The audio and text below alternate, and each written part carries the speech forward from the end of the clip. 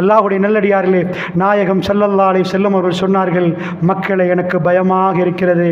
ஹவுலுடைய சந்திப்பு ஜன்னா ஜஹன்னம் என்றால், அல்லாஹ்வுடைய நல்லடியார்களே, இந்த ஊர்களில் அதிகமாக கிழக்கு மாகாணங்களில் தைரியமான ஒரு ஹராத்தை நீங்கள் செய்கிறீர்கள். ஒரு இடம் இந்த 1 ரூபா எடுத்தாலும் ஹராம், 10 ரூபா எடுத்தாலும் ஹராம்.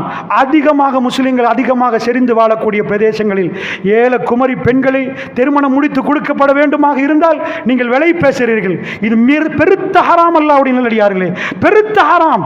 அந்த வாழ்க்கை வாழ வேண்டும் என்று நீங்கள் நினைத்தால் அல்லாஹ்வுடைய சோதனையை நீங்கள் அஞ்சு கொள்ளுங்கள். வட்டி எப்படி ஹராமோ, இந்த சீதனம் பறித்தெடுக்கக்கூடிய உடன்படிக்கை. பிள்ளையை எடுக்கணும் வீடு தாங்க, வாசல் தாங்க, கார் தாங்க. இது ரசூலுல்லாஹ் சொல்லி தந்ததா? மகரு கொடுத்து முடிங்க என்று சொன்னோம். எப்படி அல்லாஹ்வை சந்திக்க போகிறோம்? அல்லாஹ்வுடைய நல்லடியார்களே, நாயகம் ஸல்லல்லாஹு அலைஹி வஸல்லம் உடைய திருமுகத்தை பார்க்கணுமே. அல்லாஹ்வுடைய நல்லடியார்களே, எப்படி பார்க்க போகிறோம்? அல்லாஹ்வுடைய நல்லடியார்களே, நாம் செய்த பாவங்களுக்கெல்லாம் மன்னிப்பு கேட்டு இன்னும் ஒரு சில நாட்களில் எனக்குரிய நாள் அல்லது உங்களுக்குரிய நாளாக இருக்கும். அது திங்களா செவ்வாவா புதனாண்டு தெரியாது. அன்றைக்கு ஊரு பேசிக்கொள்ளும், இன்னார் எங்களை விட்டு போய்விட்டார் என்று. மண்ணுக்கடியில் மரணித்தவரை அடக்கிவிட்டு மற்றவர்கள் மற்றவருடைய வேலைகளை பார்க்கக்கூடிய நாளாக மாறும். அந்த நாள் வருவதற்கு முன்னாடி எங்களை எல்லாம் தோளில் சுமந்து கபரிலே கொண்டு போய் அடக்கம் செய்யப்படுகிற நாட்களுக்கு முன்னாடி அருமையான ஒரு தலைவர் வந்தார். உண்மைக்கு மாற்றமாக எதையும் அவர் பேசவில்லை, சத்தியத்தை மட்டுமே சொன்னார். அவர் இரக்கத்தோடு பேசினார். என்னோடு ஜன்னாவில் இருக்கலாம் என்று சொன்னார்.